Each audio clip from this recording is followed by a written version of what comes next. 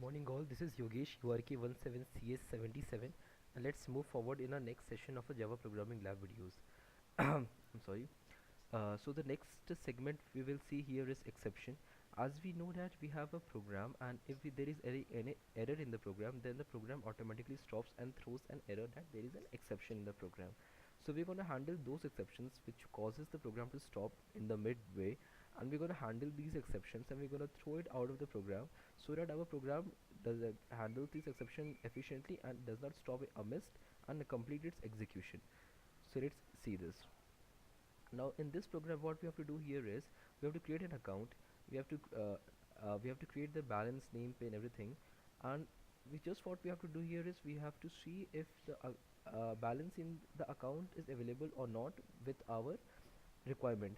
If it is available, we will see that it is available. Congratulations, you have your money. If it is not, we will throw an exception and say that you have insufficient balance. So let's run this account and see if it is working.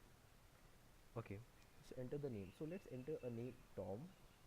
Okay, Tom, and let's enter a pin 121. Let's enter a balance of 4450 rupees, and let's enter another name, another account, John.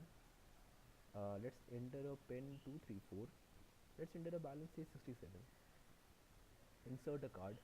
I have to enter a pin. Let's say enter a pin for the first account 121. Enter the amount to be withdrawn. So amount in the first account was 450 rupees. So let's say I want to withdraw 370 rupees. Okay, so available balance is 450 minus 450 minus 370, that is 80 rupees. Now if I want to enter a pin again 121 and enter the amount to withdraw, so amount to withdraw now is 80 rupees, but I want to withdraw say 100 rupees. So this is where the program works and say it is insufficient balance. Okay, so let's see how this is working.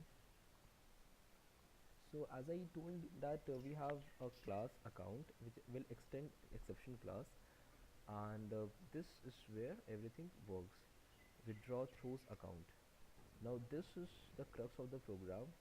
It will have a custom built exception which we have built here as account extends exception, and this is the constructor that will be called of super message that will be displayed, and this is our main class, and this is where this function throws exception. So we will see that it will throws account.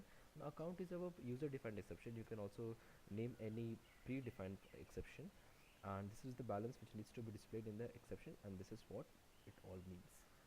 So I hope that we have got a good understanding of this program, and let's move forward in the tutorial sessions. Thank you. Good morning all. Now in this session we will see the next video of exception handling.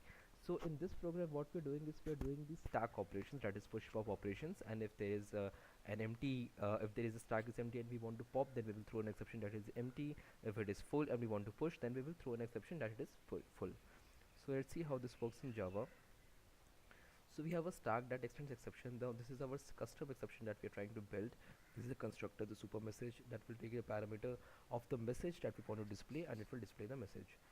We have initialized top as 1, as we have known it comes in stack operations. If you enter the size of the stack function, we have a push function. Now in push also and through pop also, both we are throwing the exception because either of can be the case. Now if it is equal to size minus 1, that is it is already full, then we will throw that stack is full. Now this is our exception. If not, then we will just increment the top and we will assign the top with the element. If it is empty, then we will throw the exception that it is empty, and if it is minus 1. Now display is nothing. Now display also we can throw an exception, because if we want to display but if it is empty, then it comes empty. Now, so this comes very handy, and this is main. We push pop display our operations and we just call out the functions, and this is a try and catch block of the exception handling, in which we know that the push function will have exceptions. So we have put that under a try block, and we are catching an exception E. We would have catch and name any exception, but exception is a super class of all the exceptions. That's why we are catching it with exception E. So this was it, and let's see, it's pretty simple program. Let's see if it is working. Size of the stack, let's say, is 2. I want to push the operation, element the push is 4. I want to continue, and want to again push the operation. I want to 5. I again want to continue. Now this time already it has 2 elements and it is full. Now this time our program should say that it is a full element, it is a full stack. Exactly. This was the thing which we are looking for. Status code, exception has been thrown, program has been run successfully. So this was it. This was the program. Thank you for listening. Thank you.